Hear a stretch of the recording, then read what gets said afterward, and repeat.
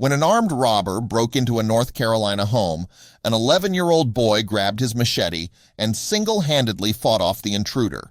However, it was the child's brilliant piece of advice for the career criminal that has left readers in awe. On a Friday morning, the parents of 11-year-old Braden Smith decided that he was responsible enough to stay home alone for a few hours for the first time. What they never expected was that their little boy would prove himself to be more than competent at fending for himself. While lounging around his home in Mabane, North Carolina, the boy was confronted by 19-year-old Jadavion Deshaun Hall, a career criminal who's been arrested multiple times. Alongside his two accomplices, the intruder picked up a nearby pellet gun and aimed it at Braden, ordering him into the closet. He then snatched the boy's cell phone so that he couldn't call for help, WWTVD-TV reports. He pointed a pellet gun at me that was located in our house. I knew that it wasn't loaded, so I just sat down and got in my closet like he told me to, Braden said. He went into the living room to grab my phone to make sure I didn't call the 911 or anything. With his parents gone and no way to call for help, Braden knew that he was on his own. However, the young man wasn't about to let the thief walk into his house and make off with his family's hard-earned possessions. With that, the boy stepped out of the closet and grabbed his machete, which he had purchased with his own money and used to chop down trees. He then made an example of the criminal. When I saw him try to put my phone in his pocket, I grabbed my machete off of my wall and went to hit him, Braden told the station. I hit him in the back of the head, like right here. Braden's courage and quick thinking paid off, leaving Hall clutching his head in pain as he fled the scene with his accomplices empty-handed. However, the boy wasn't done with the intruder yet. In a statement to the local television station, Braden offered a straightforward piece of advice to the intruder, telling him that he needs to get a job.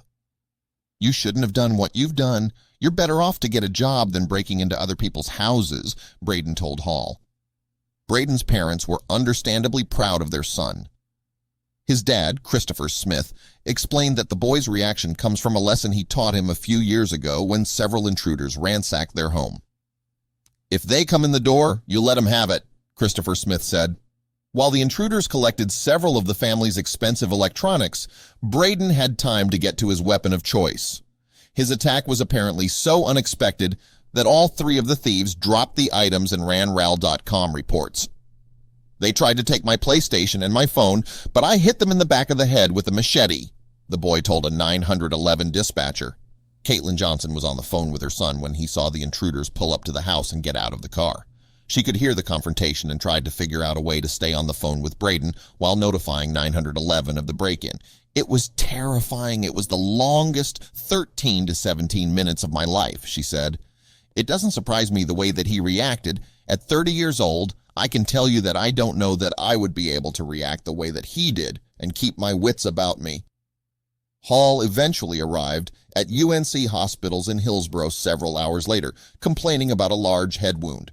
He was then transferred to Chapel Hill due to the severity of the gash. However, he fled in nothing more than a hospital gown when he realized that nurses had called the police to report the incident. Hall received a $175,000 bond and was charged with breaking and entering, second-degree kidnapping, assault on a child younger than 12, and interfering with emergency communications. Police are still searching for his two accomplices. Braden says that he wasn't scared during the intrusion and told reporters that if Hall's accomplices want to come back for a second round, he'll be ready. Speaking from experience, the boy wisely gave one last piece of advice to parents, telling them to always have your kids prepared for anything.